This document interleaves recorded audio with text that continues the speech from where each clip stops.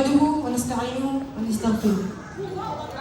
To our beloved school director, Mr. Gokan Arach, to our exceptional principal, Mr. Abdul Jim Hadil, to the teachers and staff, the parents and guardians, the students and guests, a pleasant afternoon to everyone. Assalamu alaikum wa rahmatullahi wa barakatuh. Congratulations, dear graduates. Today, we reflect upon all the efforts we've put into surviving the school year. Today, we officially collect golden circles and blue rectangles, two things that tell the world we made it. In just a few hours, we are to head home, probably celebrate a little bit more in the next few days. But after that, where do we go from here? Before I start, I would like to mention that I'm honored to be standing here today and to be given the opportunity to say whatever I want. I had truly just taken advantage of this before, so this is a heads up. My speech is a bit long. Emotional intelligence is not my strongest suit. This year has been more of an emotional than a mental battlefield for me. I had thought that I just needed to read those slides, understand those concepts, and answer my exams diligently, and I would make it through the year. But never had I been so wrong. Because life, as it turns out, is completely more complex than that. Today I'd like to share with you 3 things I've learned that, although are very obvious, I had to learn the hard way. The first thing is to not go to war alone. Come 11th grade, it was an entirely new setting. We didn't go to class together with our former classmates. We were divided into strands that dictate the path that we choose to pursue in the future. Bangyanon. Originally, there were only 5 students under the ABM strand, so I knew by then I'd get isolated. But it's fine, I told myself. I personally didn't think I needed to socialize. After all, I just had to go through the last 2 years. But when the final days of school came, I looked at everyone with a hint of regret. Watching old videos of us celebrating events, then flipping through pictures on my phone, and then going mountaineering together. At that point, I was already reminiscing about a memory that was only yet to become one. I really wished I could go back. Most of my senior high school days were spent living inside my head, and at that time, I wished I had truly sunk myself in the moment. I wished that I had truly immersed myself in the present. What was I doing? Worrying more about other things. But it already served me a lesson, and I don't want to repeat the same mistake today. So this is why they say cherish moments before they turn into memories. Because we never truly understand the value of a moment. We never truly appreciate the value of a moment until they become pieces of our past. But looking at you all now reminds me of a line from a game that I played. Should the day ever come that we are not together, you will continue to shine like gold in my memories. I watched everyone root for one another and support each other and be there as one in times of difficulty. So what was I thinking of doing all of it alone? When we were preparing for SSG campaigns, I planned to just market myself well. Market yourself well. I do well if I do that. That's what I believe. But when the moment came to present myself, I was completely out of words. What was I fighting for? I couldn't even remember. Then I looked over my shoulder. That was when it hit me. My view was of my co-party members encouraging me to continue. They were all mouthing words I couldn't even decipher. But the thought of them being there was a relief to me. That was the moment I realized, ito pala ako nagkulang. This is where I lacked. I hadn't thought about these people at all. I only focused and I only thought about myself. You don't have to fight alone because there are people out there who are willing to go through it with people alone because in some way or another, you could ease their hardship. There is strength in being there for others and letting others be there for you. But of course, that didn't stop me from feeling pressured. But who was pressuring me? I am not one to take people's expectations of myself to heart. I didn't mind disappointing other people, but I could and would never disappoint myself. Or at least, that's what I like to believe about myself. But one can never be in denial for so long. That transitions us to the next lesson. To slow down and enjoy the journey. As Jane Freaks from Hunter x Hunter said, we should enjoy the little detours to the fullest. Because that's where we'll find things more important than what we want. In the next few months and years, we'll be striving more to achieve our dreams. But we shouldn't rush things, especially not so we could prove something to people. Maybe we all have that inner people pleaser within us, no matter how much we try to deny it. We'd feel a bit sad when people are not as proud as we want them to be. Maybe we'll start nitpicking our shortcomings. It would have been better if I was like this, if I was like that, if I was her, if I was him. And it's not their fault. We were just only looking for it in the wrong places. Of course, and obviously, that's what happens when you seek validation from anyone other than your creator.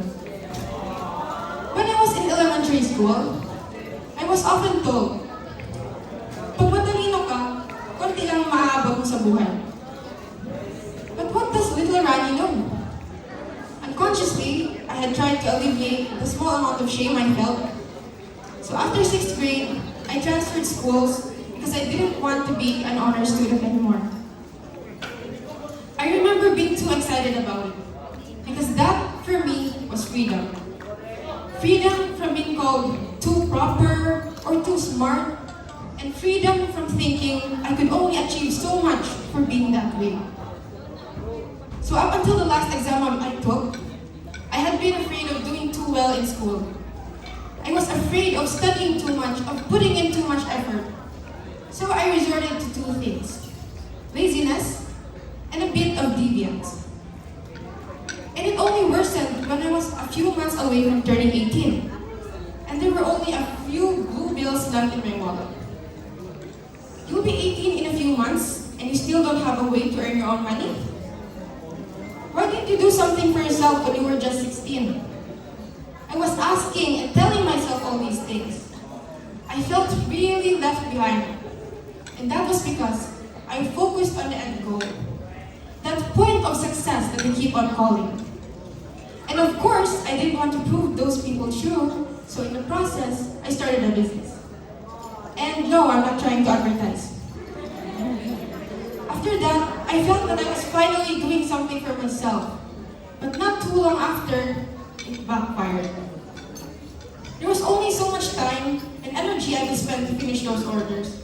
Outside events coincided with our midterms, so the allotted time before the exam was my time to study, and the break time between those exams was my time to sleep. And on some months, I had to go to school with only an hour of sleep, and sometimes I had to be absent because I was fulfilling orders. But then I got tired. I got really exhausted. I got tired because I only and have to deal with the fatigue, among other things. Good thing I had a seatmate who told me, "Medagpus na ko yung patay."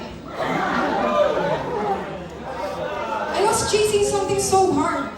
I forgot to ask myself, who's chasing you? But really, what was I trying to do? Reaching for something as if I was being chased, only for me to realize I was already burning in the process. As the line goes, dahan-dahan lang buhay ay di. Mga Pilipino, buhay ay di kadara. Life is not a race. Just go according to your own pace. Because in the end, we are all under the same book. We just started at and explored different chapters.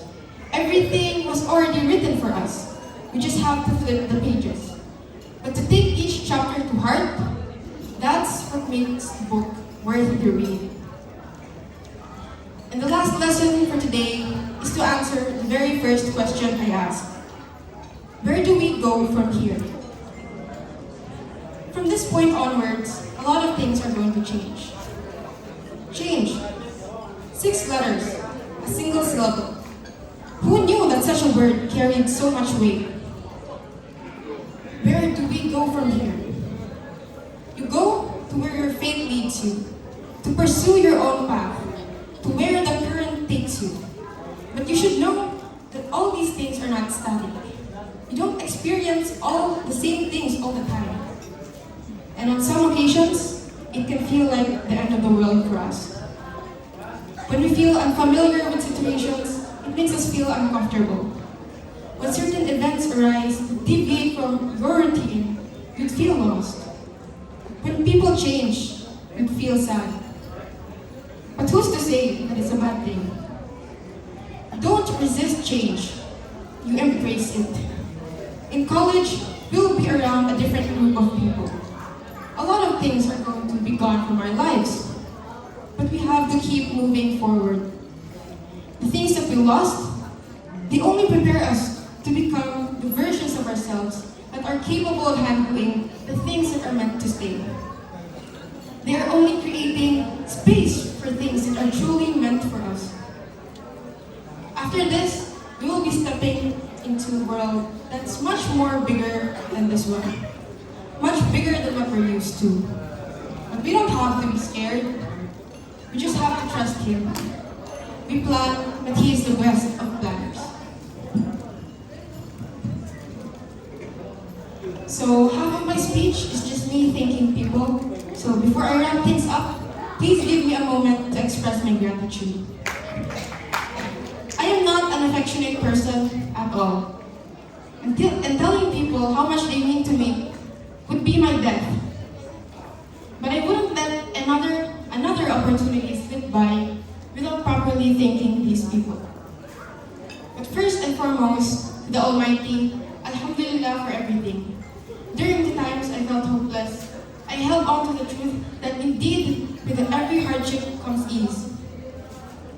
None of this would be possible if it weren't for Him. I would like to express my deepest gratitude to the Filipino-Turkish Tolerance School, my second home for 9 years. Thank you for not only shaping my mind, but also my character.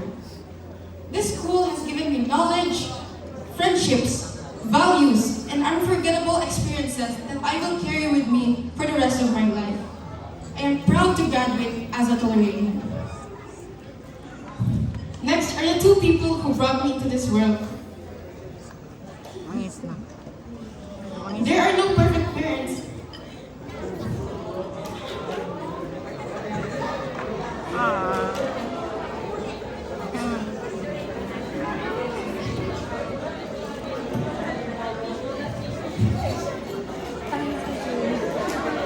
Skip that.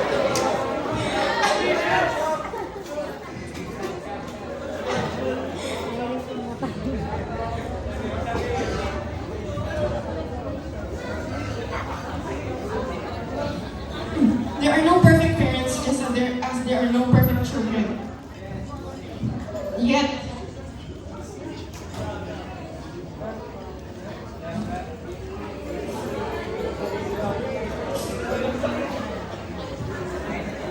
Iba naman tissue mo. Ito ba? I wouldn't have it any other way.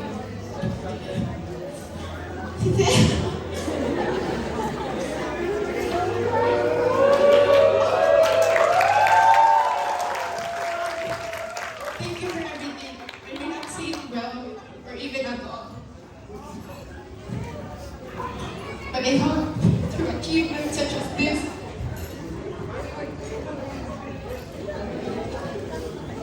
you would be able to hear my message. I'll repay you someday.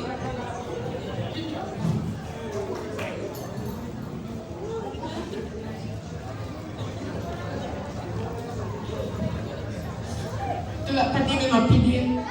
Thank you for being there all the way. For me and my cousin. I hope we don't stress you out as much as your sons do. To Nanay for taking care of me and for having endless patience.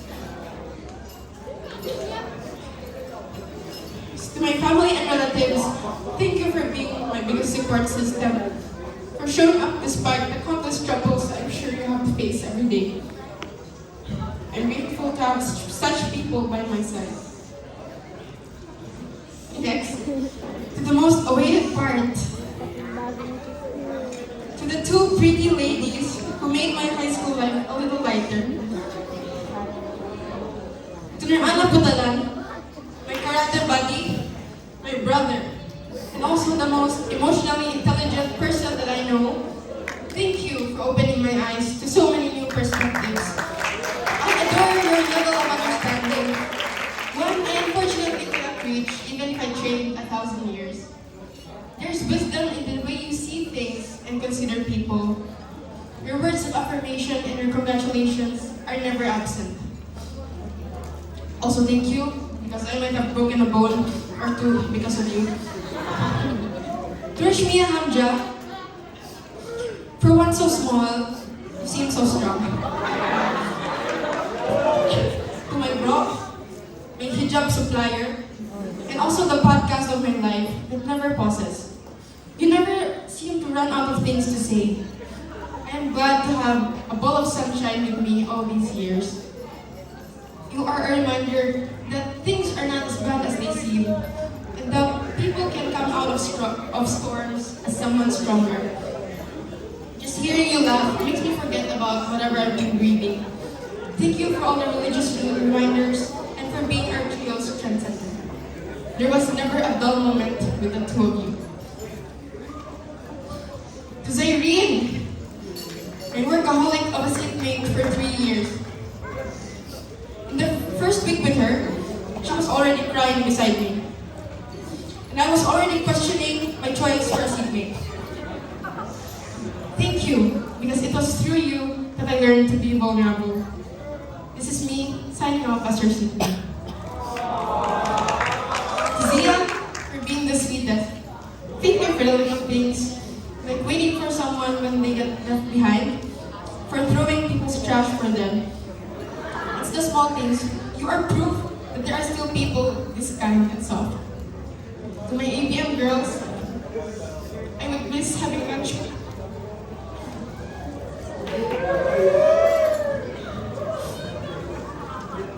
Thank you for making the last 2 years of my high school life a great one.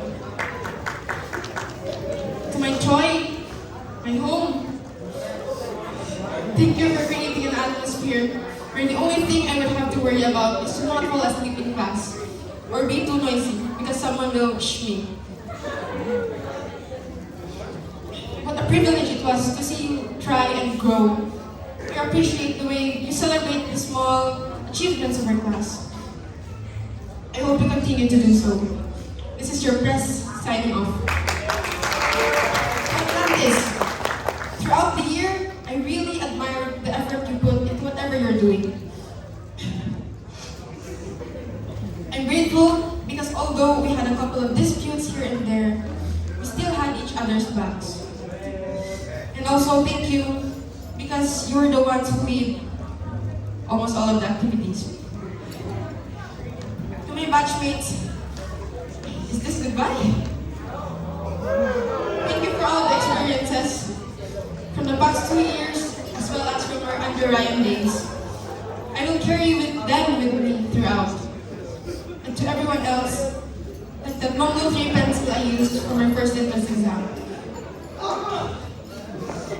To the Horizon party list, thank you for believing in me. I've never been in a group where people believe in each other so much.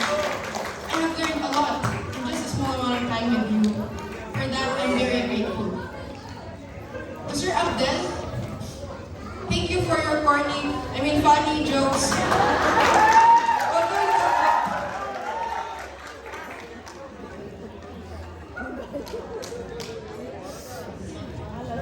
Although you don't like to show your students you care for them,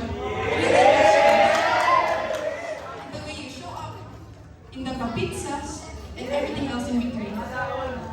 As always, and Joy knows this joke, but I won't be mentioning it today. I'm rooting for you. To Ma'am Kath, for being very hands-on. Thank you for all of your words of affirmation, for correcting our mistakes, and of course, for joining in on our inside jokes. I'm sure I'm not the only one who appreciates you so much. To Sir Alim, thank you for always being present